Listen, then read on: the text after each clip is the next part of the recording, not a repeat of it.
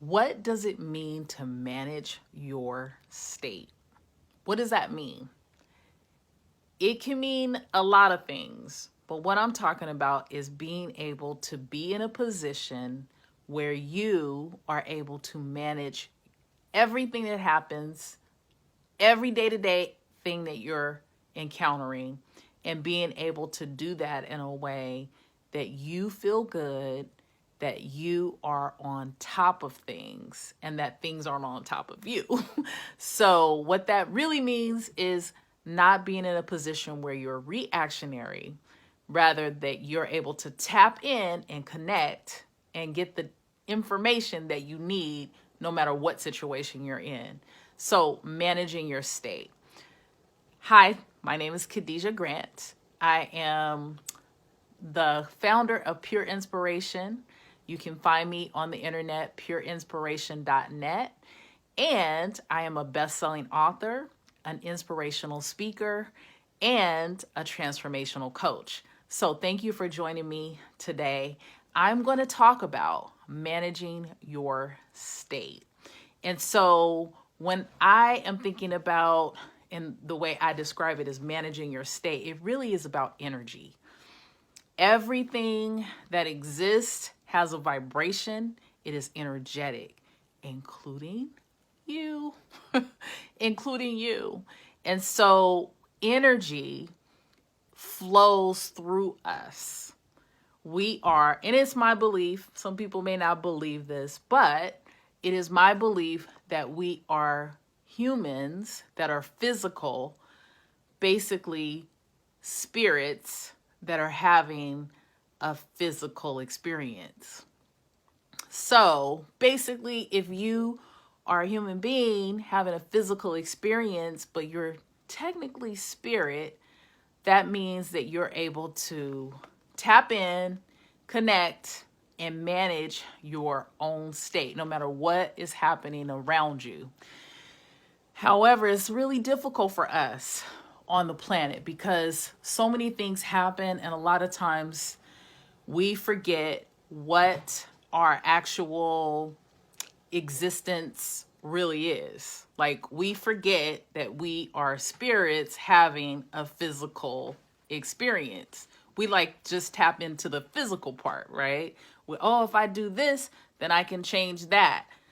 If I do this physical action, then this physical thing will change.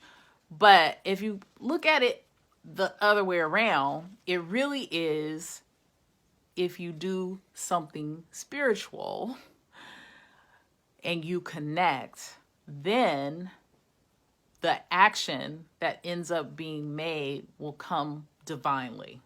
So in other words, you will get an inspiration that will tell you to do a particular thing. So that also is managing your state. So I want you to think about how that plays out in your life. It plays out in my life, that's for sure, right? So what do you need to do to manage your state? What do you need to do to manage your state? It really takes focus. And a lot of times we have a difficult time with that because we're bombarded with so many things that are happening in this physical plane. There are tons of things that happen to us on a daily basis. There's tons of actions that we then react to, right? And then sometimes those things we get stuck in and we forget that we are, like I said before, spirits having a physical experience. So we're reacting. We're not really acting on inspiration or divine inspiration, divine guidance that could come if we manage our state. So what I'm saying is that we really need to focus. Focus. And so today I was listening to something that was really interesting because it made me think about what gets us to focus our energy, all of our being, so that we're in an awareness state where we actually are focusing on the thing that we're doing. Because normally we're either in the past or we're in the future. Woe is me, something happened to me, this got me in this place, and I can't seem to get myself out of it. Or, oh, the future. Oh, if I do this, then I can do that, and this and that, and this and that will happen. So or something in the past is actually going to impact my future, right? So the issue that we have is really focus. And so if we could focus, then things would start to change. So I heard this interesting thing today that I thought was, oh, that's an aha, right? Is that when people are doing some kind of physical activity where they really have to like focus, like, so for example, climbing a mountain, right?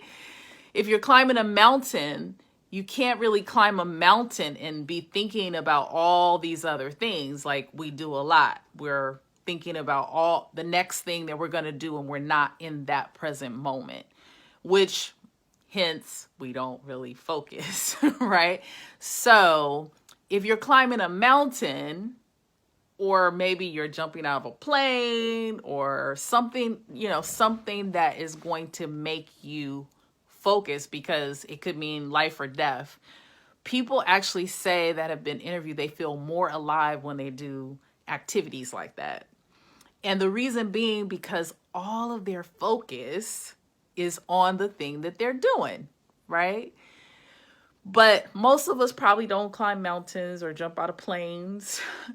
So that's just those are just some activities. Most of us don't probably do that, but in those activities, we're totally focused. Another one Napoleon Hill talks about is relations, right? That's a total focused activity. You're not thinking about your bills or washing the dishes, excuse me, or anything else. So focus is really our issue. And so how do we get there? And I'm going to talk about that in just a second. The other thing is that when we're not focused, we are allowing a lot of other things to come in, and it's a big distraction, which means it's hard to move kind of like in a linear path because your energy is being pulled in so many different directions. So one of the ways to shift that is mindfulness, right?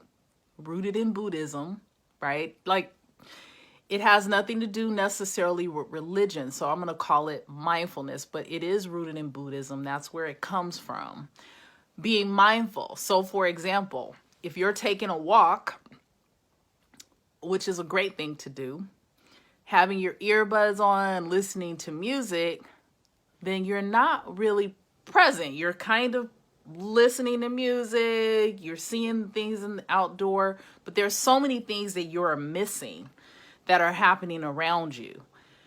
But when you are in a mindfulness state, you will see the beauty in everything around you. You will see things when you are really focused and present in that moment. You will see things that are happening around you that you probably never noticed, right? Like, for example, like a tree, the leaves, you may just, if I just ask you what color are they, you might just say, oh, green. But if you were having a mindfulness experience, you would actually see the different shades of green in the tree and the different shades on the bark and the different feathers on the bird that you never noticed, or the different colors in the sidewalk, right? Like, oh, wow, there's glitter in there, right? So what I'm saying is that mindfulness is a way for us to bring our awareness back and to actually focus. And when you are making an intention to do that, it's very helpful. So it's hard when we we're so used to being distracted. So you got to practice, right? So the more you practice, the easier it becomes. The other thing that can help you bring your awareness and manage your state is meditation. And so meditation is basically helps you to focus. And so, going through a process and eventually going through this process of meditation eventually gets you to actually be able to focus and manage your state. It also helps your brain.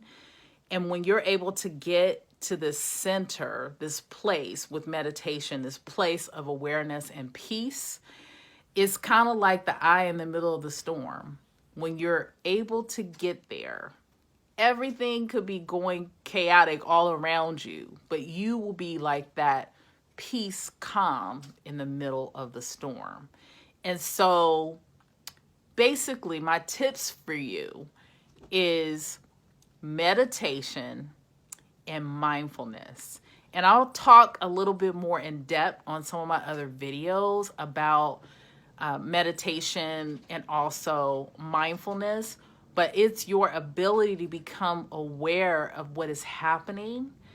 It also is your ability to manage your own internal status, because ultimately anything that happens outside of you is not in control of what happens inside of you. And so on the earth, we have all of these things that are happening and we're reacting without realizing that we're free will beings and that you have a vibration no matter what is happening that you have control over. And so I'm saying to you that in order to manage your state, you need to have mindfulness and you need to be present in the moment, present in the moment. So I'll give you, I'm actually going to end this video in just a second, but I think about children, right? Children in particular. When I think about my children, I remember them as, maybe I think about, oh, wow, how did you look? I can't believe how big you are. And then I go back and I look at pictures and I'm like, wow, that's amazing, your growth. They're growing right before your eyes. And what's interesting about it as parents, a lot of times we are so focused on, trying to get this or that done that a lot of times we miss certain things, right? And so children, they grow up around you and you see it. Other people actually see their growth a lot faster than the parents do initially, because they're like, oh, I just saw you last month. Oh my goodness, how much have you grown, right? But there's so much that I think as parents we miss a lot of times because we're not present in the moment. We're trying to make sure everybody has eaten and taken their bath and got, their clothes ready for the next day and so on and so forth, that sometimes we miss being present, right? And so that's one example. Another example is, when you're driving home, you're driving home and you're thinking about all these things that you have to do. Okay, when I get home, I have to do this, this, and that. Or before I get home, I need to stop at the store. And then when I get home, I have to do these things in order to get to whatever the goal is that you have for yourself.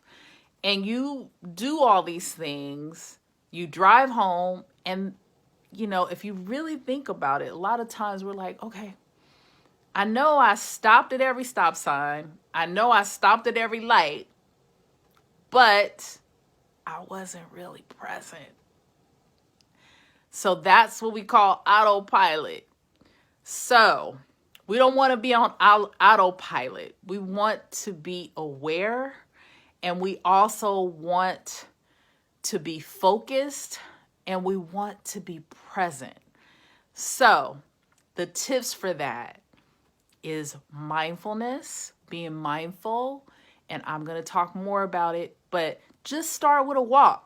Just start with a walk in nature and actually look at all the beauty around you. What do you hear? What do you see? Use all of your senses. Uses all of your senses, right? And really be present. Try to do it. Just try to do it for 10 to 15 minutes. Just commit to yourself. I'm going to do it for 10 to 15 minutes. That will actually start your process, right?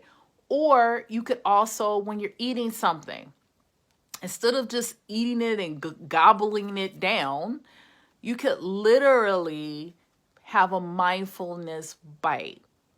And what I mean by that is looking at the food, looking at it before you put it in your mouth, like really seeing what it is, what it looks like, putting it in your mouth and chewing it, just biting down and really tasting that first burst and taking your time to chew it and allow it to go down, but really being present and feeling it go down, right? Just try it. Just try it. Maybe it's a piece of chocolate that you do, right? But just try it.